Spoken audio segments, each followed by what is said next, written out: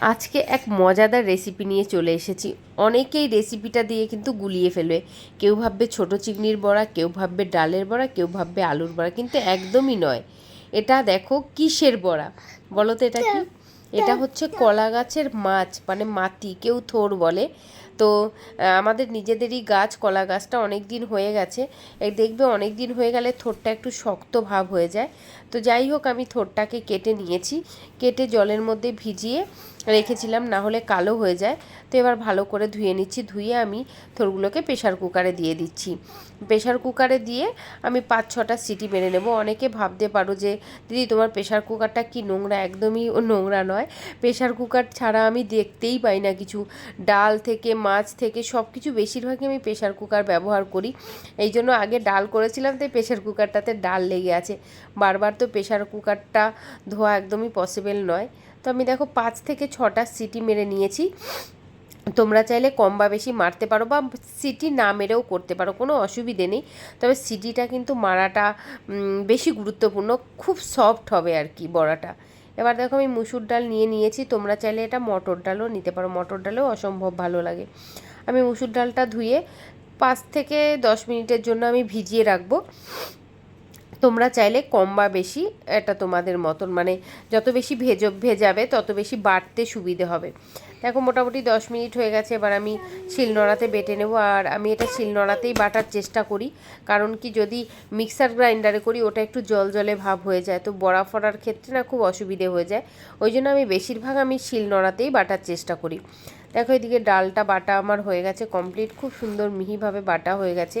এবার স্বাদ মতো লবণ, হলুদ গুঁড়ো, জিরের গুঁড়ো, আর এদিকে দিয়ে দিচ্ছি গোলমরিচের গুঁড়ো দিয়ে ভালো করে আমি সব কটা উপকরণ ডালের সাথে ফেটিয়ে রাখছি। ডালটা খুব ভালোভাবে এরমভাবে ধরে ফেটিয়ে নিতে হবে, আর যত ভালোভাবে ফাটাবে বড়াটা কিন্তু তত সফট হবে। এবার দেখো আমি কড়াই নিয়ে নিয়েছি, কড়াইয়ের মধ্যে দিয়ে দিচ্ছি সামান্য একটু সাদা তেল। তোমরা চাইলে সর্ষের তেল অবশ্যই ব্যবহার করতে পারো, সেটা তোমাদের নিজস্ব ব্যাপার। আমি বেশিরভাগ সাদা তেলটাই পছন্দ করি। এবার আমি দুটো মাঝারি সাইজের পেঁয়াজ নিয়ে নিয়েছি, দুটো মোটামুটি সাইজের। যেহেতু বড়ার পরিমাণটা যে হিসেবে হবে, আমার মোটামুটি 10 থেকে 12খানা বড়া হবে, তো সেইভাবে আমি দুটো মাঝারি সাইজের পেঁয়াজ নিয়েছি। আর পেঁয়াজটা ভালোভাবে লালভাবে ভেজে নিতে হবে, তার জন্য আমি একটু নুন দিয়েছি। নুনটা দিলে কী হবে, পেঁয়াজটা খুব তাড়াতাড়ি ভাজা হয়ে যাবে। অলরেডি লালচে ভাজা হয়ে গেছে। এবার আমি দেখো দিয়ে দিচ্ছি আদা বাটা, রসুন বাটা, 2 চামচ আদা বাটা, 1 চামচ রসুন বাটা।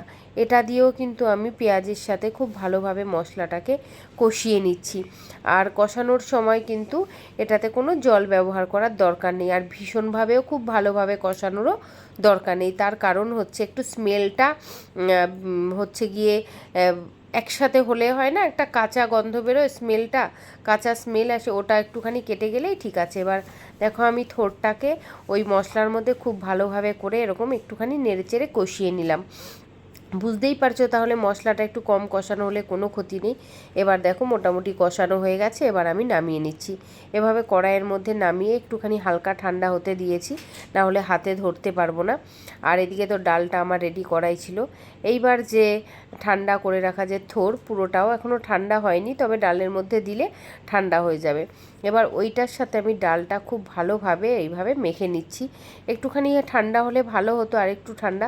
তো যাই হোক, তোমরা তোমাদের মতন, আমার হাতে যতটা সইছে সেরকমভাবে আমি খুব ভালোভাবে দেখো মাখিয়ে নিয়েছি।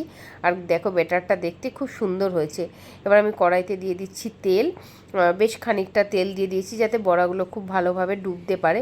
তাহলে কি হবে, বড়াটা একদম মচমচে হবে। আর দেখো এরকম সাইজ করে আমি প্রত্যেকটা বড়ার আকার করে আমি তেলের মধ্যে দিয়ে দিচ্ছি।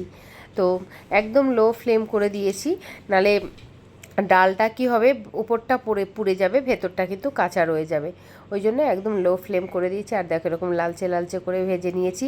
কি অসাধারণ টেস্ট লাগে। তোমরা একবার, এটা আমি তোমাদেরকে রিকোয়েস্ট করবো, একবার ট্রাই করে দেখো। গরম ভাতের সাথে বা বিকেলের নাস্তার সাথে অসম্ভব স্বাদের লাগবে। যদি ভালো না লাগে অবশ্যই আমাকে জানাবে। থ্যাংক ইউ সো মাচ, সবাই ভালো থেকো।